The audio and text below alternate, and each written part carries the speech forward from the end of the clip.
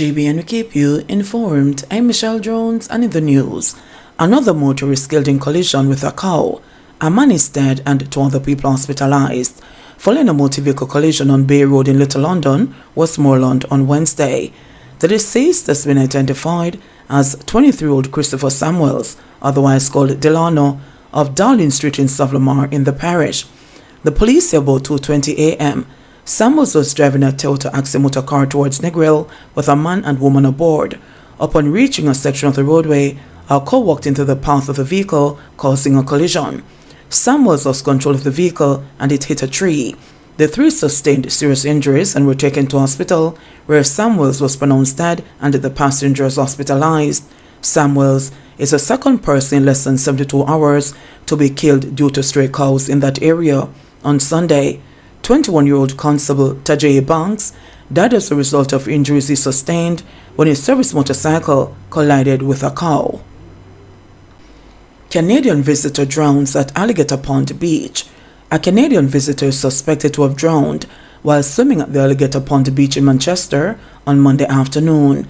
The deceased has been identified as 23-year-old Trevino Sutherland, a warehouse worker from Ontario.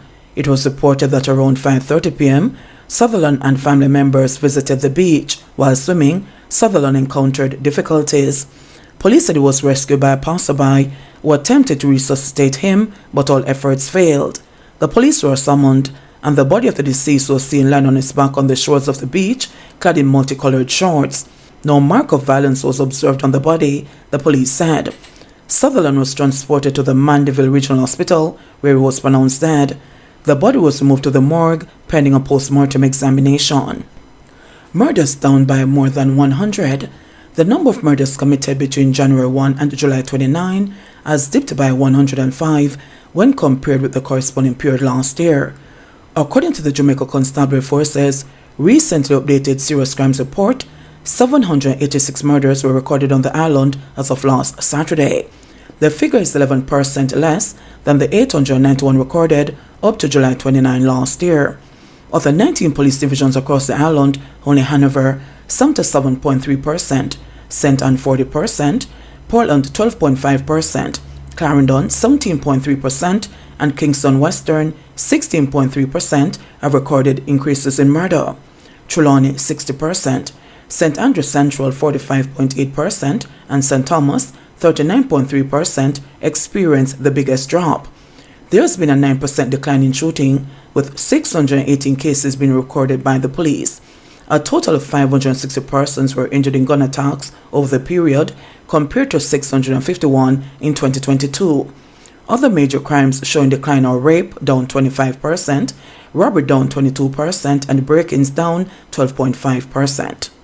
Deportations to Jamaica increased in 2022. For the first time in 5 years, the number of Jamaicans who were deported to the island have increased, with the majority being sent home from the United States in 2022. The 2022 Economic and Social Survey of Jamaica, released by the Planning Institute of Jamaica, revealed that 562 people were deported to Jamaica last year, compared to the 501 who were sent home in 2021. This is a reverse of the steady decline in the number of deportees that Jamaica has been seeing in recent years. In 2017, it was reported that 1,393 people were deported to the island.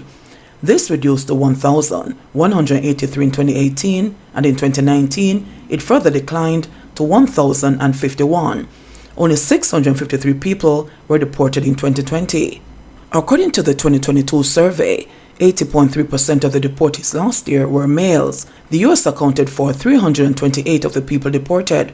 47 were deported from Canada, 25 from England, and 162 from other countries. A little over 40% of the Jamaicans deported were found to have overstayed the time they were allowed in the foreign country, had entered the country illegally, or were guilty of an illegal re-entry. A further 21% were deported for drug possession. However, for the USA, England, and Canada, it was involvement in criminal activity rather than overstaying. Illegal entry or re-entry at 72.9%, 72% and 55.3% respectively, the survey stated. The survey revealed that last year, 84 people were deported from the United States for possession of drugs, 14 for crime-related offenses, and 34 for murder, manslaughter, or attempted murder. Meanwhile, England saw an increase of 8.7% in the number of people deported.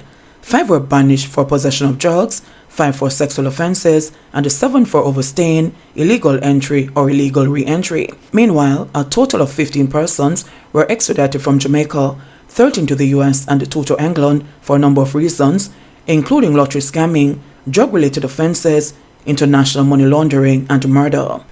Student charged for allegedly holding up taxi operator. Police assigned to the Kingston East Division have charged an 18-year-old student following an incident at the intersection of Victoria Avenue and Elliston Road in Kingston on Sunday.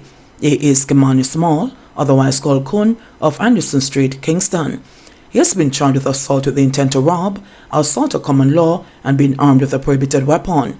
The police say Small and another man boarded a taxi in the Manly Meadows community about 11 a.m. One of the men sat at the rear of the vehicle, while the other sat in the front passenger seat.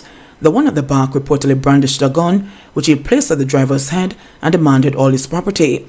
The driver started to speed, and both men jumped from the vehicle.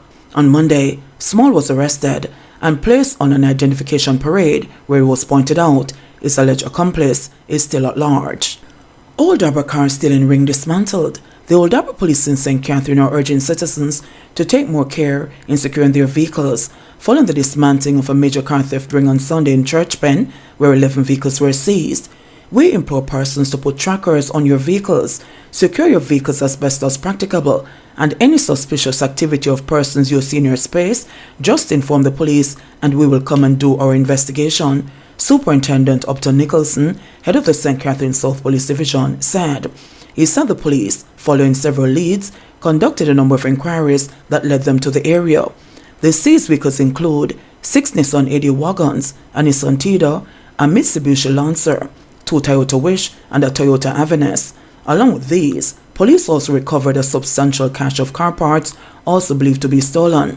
2 men have been arrested in connection with the seizure, Nicholson shared, with one of them expected to be charged today with receiving stolen property.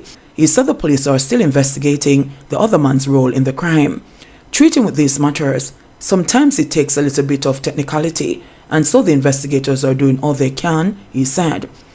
Stating that this is the first time a raid of such magnitude has happened in Old Harbour, Nicholson is warning criminals not to view the town as a safe haven for their unlawful acts. The police will be vigilant. The police will be stopping and checking. They have been checking garages. They have been checking persons going in and out of the division. Anywhere the information takes us, we're going to liaise with the experts on the stolen motor vehicle unit, he said. Our detectives who are so trained will also be checking vehicles to see if they are tampered with, and we just want to make the entire community safe so persons can continue to live in peace. The Old Harbour Criminal Investigations Branch has taken over the case and is currently conducting investigations into the operations. In the meantime, the police are urging residents who have reported their cars stolen to come forward and identify if their vehicles match the descriptions of the confiscated cars. In a bid to return these vehicles to their rightful owners, the Old Harbour Police have set up a hotline. Sunshine Girls thrash TNT 89-26 at Netball World Cup. Jamaica's Sunshine Girls produced a scintillating performance to thrash their Caribbean rivals Trinidad and Tobago 89-26 and recorded their 5th consecutive victory at the Netball World Cup tournament in Cape Town, South Africa on Wednesday. The Sunshine Girls were 4th in the world, dominated the match from the opening whistle as they jumped out to a 26 lead at the end of the first quarter. Goal shooter Romeldo Aking, who started the match in place of captain Janelle Fowler, scored 12 of the team's 20 goals in the period, while goal attack Shanice Beckford netted the team's other 8 goals. The Jamaicans, who are ranked 7 places above Trinidad in the world, held their opponents to a mere 4 goals in the second period while scoring 24, as they romped to an easy 44-10 lead at halftime. The Sunshine Girls, one of the favourites of the gold medal, ran circles around their opponents in the third stanza as they outplayed the Trinidadians in all areas of the court for a 68-26 lead at the end of the period. Aiken George top scored for the Jamaicans with 37 goals from 42 attempts. She received support from Beckford, who chipped in with 20 goals from 24 tries. Fowler, who only played in the third quarter of the match, added 17 goals from 19 attempts, and Rebecca Robinson contributed 15 goals from 17 tries. Afisha Noel top scored for Trinidad and Tobago with 20 goals from 22 attempts. The Jamaicans will now face New Zealand in their next match on Thursday. JBN, we keep you informed. Please remember to subscribe, like, share, leave us a comment, and click the notification bell to receive our daily news items.